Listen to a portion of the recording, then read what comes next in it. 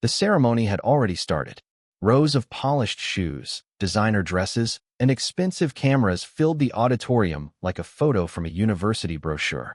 The valedictorian had just begun her speech, and proud families leaned forward in their seats, eager to capture every word. Then, with an audible creak, the back doors swung open. Heads turned. A few scowled. One man even sighed dramatically. All they saw was an older man, disheveled, out of place, and clearly late. He looked nothing like the crowd around him. His shirt was wrinkled, his shoes dusty, and a frayed backpack hung from one shoulder.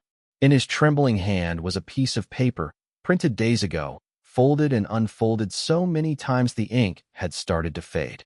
No one knew he had driven through the night, 800 miles without sleep, stopping only for gas and directions. No one knew he'd missed every parent-teacher conference, every award ceremony, every milestone, because life had forced him to choose between being present and being the provider.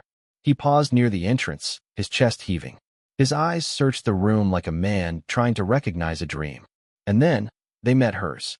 On stage, cap slightly tilted, tears suddenly welling, the young woman locked eyes with him, and time seemed to freeze. Her speech faltered, just for a moment. 22 years of waiting, wondering, hoping, all crystallized in that one glance. She had told herself he wouldn't come. She had stopped expecting him to. And yet, here he was. Late. Worn down. But there. What happened next wasn't part of the program. She stepped back from the podium, looked out at the crowd. Then, slowly, deliberately, she began to clap. One pair of hands, then another, and another, until the entire hall rose to their feet, not for a name or a degree, but for the man who had finally arrived. Not perfect, not polished, but present when it mattered most. Welcome to the Veteran Voices. Before we continue with this deeply moving story, tell us in the comments from which city in the world are you watching this video today. And if you believe stories like this deserve to be heard, hit that subscribe button to support our channel. We're growing every day, and I sincerely thank you for being part of this journey. The Riverside Community College Gymnasium had been transformed for graduation day. Purple and gold banners hung from the rafters, folding chairs arranged in perfect rows, and a temporary stage erected at the far end where 247 graduates would cross to receive their diplomas. It was May 15th, a Saturday morning that had dawned bright and clear after weeks of spring rain. Families had arrived early, claiming the best seats, setting up cameras, and filling the air with excited chatter about their children's achievements. Sarah Chun adjusted her cap for the 10th time as she sat in the front row with her fellow graduates. At 22, she was older than most of her classmates, having worked 2 jobs to pay her way through community college after her parents couldn't afford to send her to a 4-year university right after high school. Her mother sat in the 3rd row, beaming with pride, her father beside her recording everything on his phone. Her younger brother had driven down from Sacramento. Her aunt and uncle filled out the small family cheering section. But there was one empty seat that Sarah kept glancing toward. One person whose absence felt heavier than all the presents around her. She had sent him the invitation 3 months ago, along with a handwritten letter explaining how much it would mean to have him there. She hadn't expected a response. She rarely got one. But somewhere deep in her heart, she had hoped. The ceremony began with pomp and circumstance. The principal welcomed everyone. The valedictorian gave an inspiring speech about overcoming obstacles, and then the long-awaited moment arrived, calling names for diploma presentation. Sarah tried to focus on her classmates as they walked across the stage, but her eyes kept drifting to the doors at the back of the gymnasium, willing them to open. Meanwhile, 200 miles away, Staff Sergeant Thomas Chun had been fighting his own battle all morning. The 68-year-old veteran had received Sarah's invitation and letter, and for the first time in decades, he had decided to break his own rule about family gatherings. He had packed his truck the night before, set his alarm for 3 a.m., and planned to arrive with time to spare. But his 20-year-old pickup had other plans. The first breakdown happened just outside Bakersfield. A radiator hose burst, spewing coolant across the highway. Thomas sat on the shoulder, watching precious minutes tick away as he waited for a tow truck that took 2 hours to arrive. At the repair shop, the mechanic shook his head and quoted a price that would take most of Thomas's monthly disability check. But the old soldier had made up his mind. He paid without complaint, grabbed a cup of coffee, and got back on the road. The second breakdown happened 40 miles from the college. This time it was the alternator. The truck died completely, leaving Thomas stranded in a small town where nothing was open on Saturday morning except a gas station and a diner. He called 3 taxi companies before finding one willing to make the long drive. The fare would cost him another chunk of his fixed income, but he didn't hesitate. As the taxi pulled up to the college campus, Thomas could hear the muffled sounds of the ceremony through the gymnasium walls. His heart sank as he realized he was late, but he had come too far to turn back now. He paid the driver, straightened his shirt as best he could, and approached the building where his granddaughter was achieving something he had only dreamed about for her. Inside the gymnasium, Sarah's name was getting closer on the alphabetical list. Her stomach churned with a mixture of excitement and disappointment. She had accepted that he wouldn't come. After all, he had missed every milestone before this one. Her mother's high school graduation because he was deployed in Vietnam.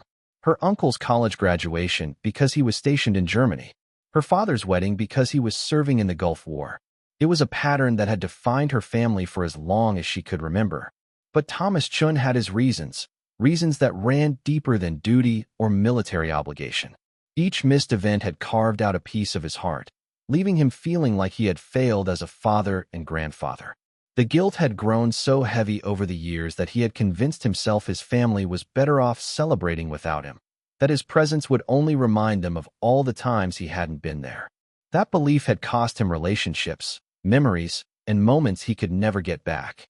But Sarah's letter had changed something inside him. She hadn't written about disappointment or resentment. Instead, she had written about understanding, about pride in his service, and about hoping that maybe, just this once, they could share a moment that wasn't defined by his absence. The gymnasium doors creaked open just as the principal called Rebecca Chong to the stage. Thomas slipped inside, his eyes immediately scanning for an empty seat. The ceremony was clearly well underway, and every face that turned toward him seemed to carry judgment. He felt completely out of place among the well-dressed families, his work boots echoing on the polished floor as he searched desperately for somewhere to sit. An usher approached him with a stern expression, clearly intending to guide him to the back or ask him to wait until an appropriate break. But Thomas was too focused on finding Sarah among the sea of caps and gowns to notice the official bearing down on him. His weathered hands shook slightly as he pulled out his glasses and squinted toward the stage. That's when he heard it. Sarah Chun.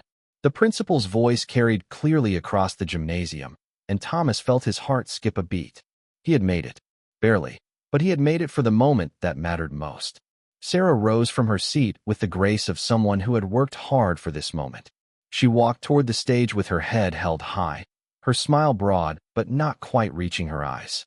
As she approached the steps, she did what she had done throughout the ceremony. She glanced back toward the doors one more time, hoping against hope. And there he was, standing in the back of the gymnasium, disheveled and clearly out of breath, scanning the crowd with desperate eyes. Was her grandfather, the man who had raised her father while serving his country, the soldier who had sacrificed family moments for national duty, the grandfather she had seen maybe a dozen times in her life, but who had somehow become a symbol of strength and service in her mind. Sarah stopped walking. For a moment, she forgot where she was, forgot the hundreds of people watching, forgot the principal waiting with her diploma. All she could see was the man who had traveled heaven and earth to be there, whose presence meant more to her than any piece of paper ever could.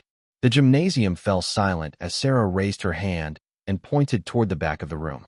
Her voice carried across the space, clear and strong and full of emotion that had been building for 22 years.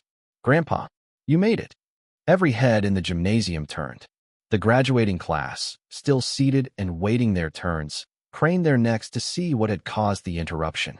Parents looked confused, some annoyed at the breach of protocol. Faculty members shifted uncomfortably, unsure how to handle this deviation from the script. But Thomas Chun didn't notice any of that. All he saw was his granddaughter, standing on the steps of the stage in her cap and gown, looking at him like he was the most important person in the world. The weight of every missed moment, every celebration he had observed from a distance through photographs and phone calls, every graduation he had thought about while serving overseas, came crashing down on him at once. He tried to speak, to call back to her, but the words caught in his throat. Instead, he just raised his hand in a small wave, his eyes filling with tears he hadn't allowed himself to shed in decades. The moment stretched between them, grandfather and granddaughter, separated by a crowded gymnasium but connected by something much stronger than physical distance.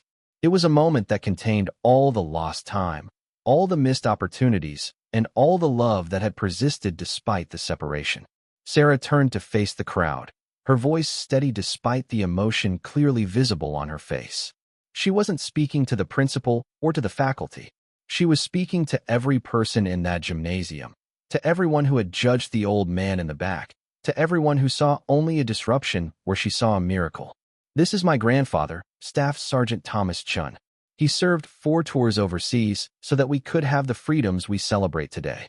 He missed my mother's graduation because he was in Vietnam. He missed my uncle's graduation because he was stationed in Germany. He missed countless family moments because he was protecting our country and our way of life. The gymnasium had fallen completely silent. Every eye was on Sarah as she continued, her voice growing stronger with each word. Today, for the first time in his life, he's here. He's here because he chose family over fear, presence over regret.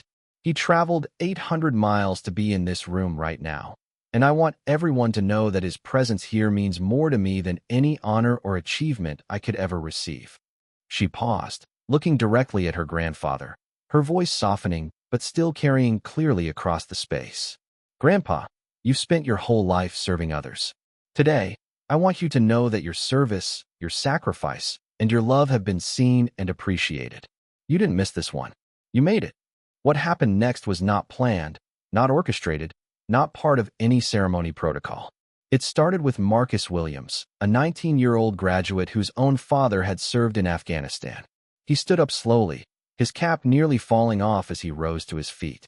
Then Jessica Rodriguez joined him, thinking of her brother who was currently deployed overseas. Then David Kim, whose grandfather had served in Korea. One by one, the entire graduating class of 247 students rose to their feet. Some understood immediately what they were witnessing. Others stood because their classmates were standing, but quickly grasped the significance of the moment. The sound of shuffling chairs and rustling gowns filled the gymnasium as young adults who had never met Thomas Chin chose to honor him. The applause started small, a few scattered claps from the graduates. But it grew quickly, spreading through the class like wildfire. Parents, initially confused by the disruption, began to understand what was happening. They rose to their feet as well, adding their voices to the applause that was building into something powerful and moving. Faculty members joined in. The principal, who had been ready to restore order to the ceremony, instead found himself applauding a man he had never met but whose story had just touched every person in the room. The superintendent stood. The school board members stood. Within moments, the entire gymnasium was on its feet, 800 people giving a standing ovation to a 68-year-old veteran who had simply wanted to see his granddaughter graduate. Thomas Chin stood in the back of that gymnasium, overwhelmed by an outpouring of respect and gratitude he had never expected. The applause washed over him like a wave, carrying away years of guilt and regret. He had spent decades believing that his service had cost him his family relationships, that his absence had created irreparable distance between him and the people he loved most. But in that moment, surrounded by the thunderous applause of strangers who chose to honor his sacrifice, he began to understand something different. His service hadn't separated him from his family. It had given his family something to be proud of. His absence from previous graduations hadn't been abandonment. It had been sacrifice in service of something larger than himself. The tears came then, rolling down his weathered cheeks as he stood in the back of that gymnasium, receiving the recognition he had never asked for but had always deserved. These weren't tears of sadness or regret. They were tears of healing, of connection, of a lifetime of service finally being acknowledged not just by his family, but by an entire community of people who understood what sacrifice looks like. Sarah watched from the stage as her grandfather wiped his eyes, his shoulders shaking with emotion.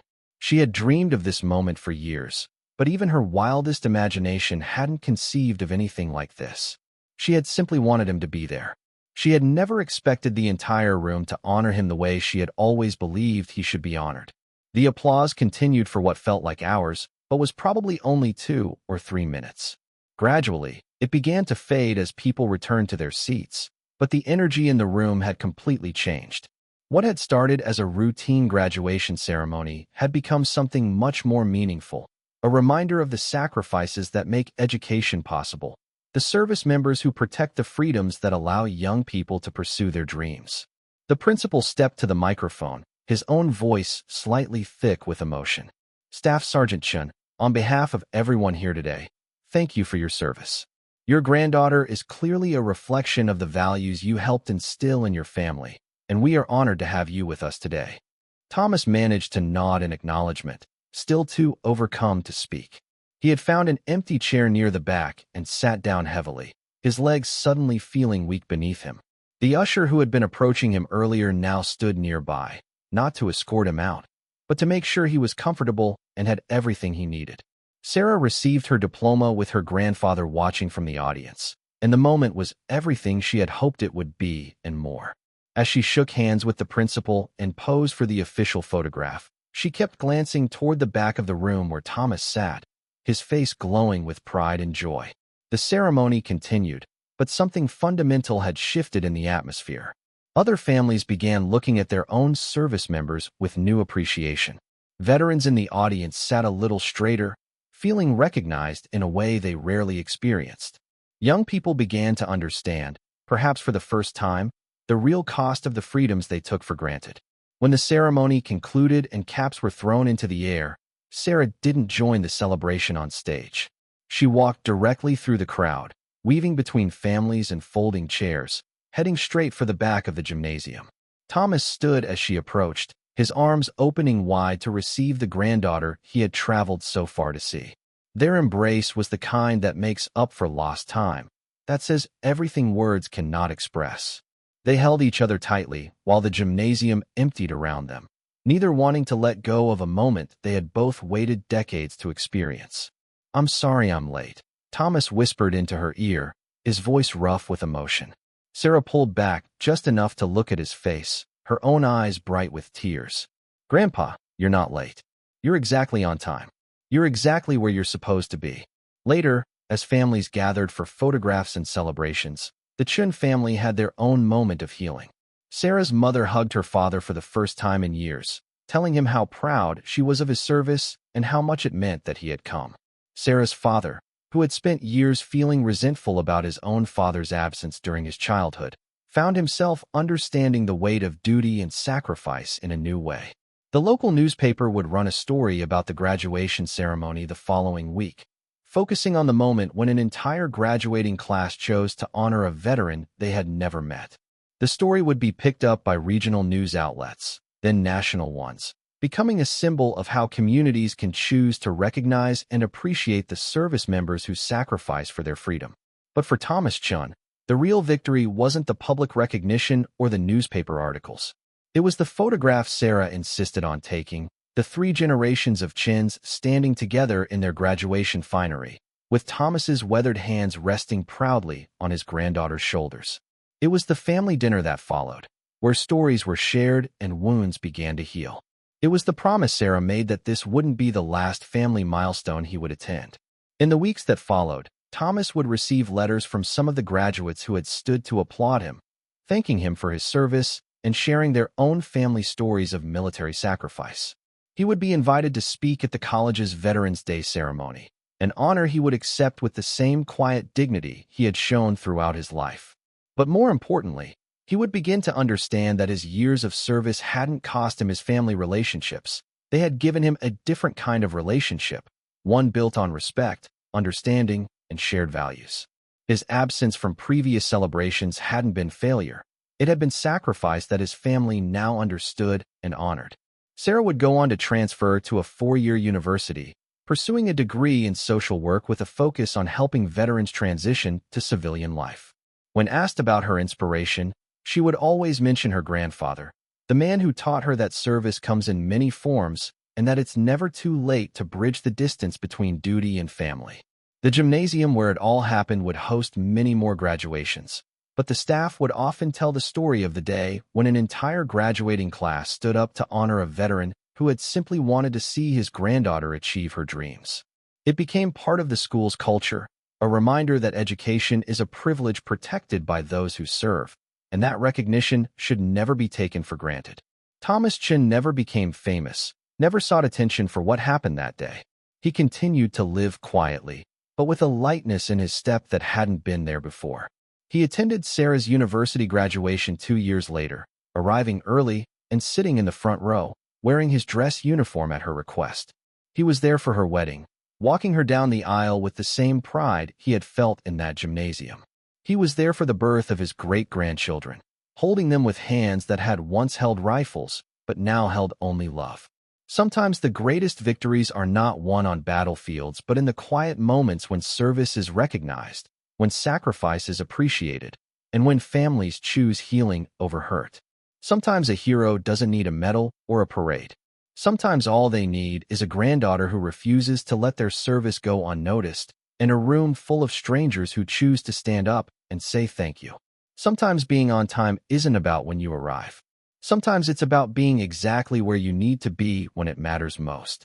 And on that May morning in a small college gymnasium, Staff Sergeant Thomas Chun was exactly where he needed to be, surrounded by the applause of a grateful community and the love of a family who finally understood that his absence had always been about protecting their freedom to gather and celebrate. This story was brought to you by Veteran Voices. Before we leave you today, here's our question. Have you ever known someone who never asked for recognition but deserved more than anyone else? Maybe it was a parent who worked multiple jobs to put you through school, a teacher who stayed late to help you succeed, or a service member who sacrificed for your freedom. Tell us in the comments what they meant to you and how their quiet heroism shaped your life. And if you think stories like this need to be heard, hit that subscribe button to support our channel. We'll see you in the next one.